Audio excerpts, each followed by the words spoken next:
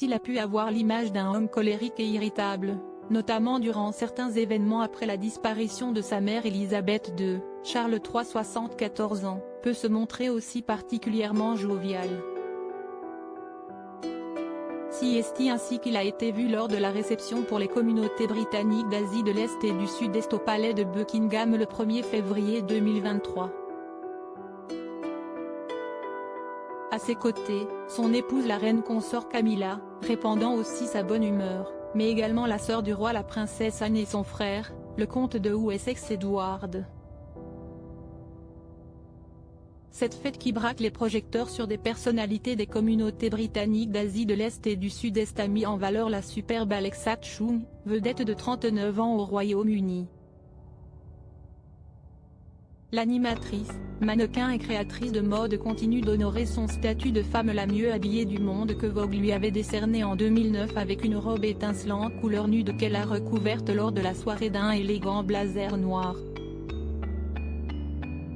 Elle était accompagnée à l'événement de son frère Dominic Chung, expert du monde musical.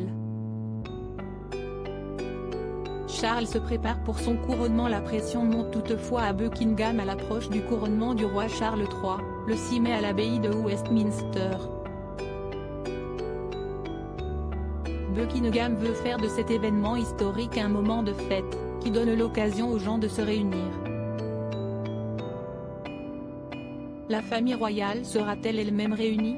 Buckingham n'a pas indiqué dans son communiqué si Harry et son épouse Meghan, exilés en Californie, seront présents, mais ils vont bel et bien être invités selon le Daily Mail. Le palais n'a d'ailleurs jamais officiellement réagi au livre explosif du prince, Le Suppléant, publié le 10 janvier, dans lequel il porte de sévères accusations contre plusieurs membres de la famille royale, en particulier son frère William et la reine consort Camilla. Ces célébrations populaires rappellent celles qui ont eu lieu en juin 2022 pour le jubilé de platine d'Élisabeth, pour ses 70 ans de règne. Dans tout le Royaume-Uni, des dizaines de milliers de déjeuners et pique-niques entre voisins avaient été organisés pour célébrer cette monarque extrêmement populaire. Le lundi 8 mai, qui sera un jour férié, les gens seront encouragés à faire du bénévolat. Cette démarche vise à rapprocher les gens et à créer un mouvement de bénévolat qui durera après le week-end du couronnement, a indiqué le palais.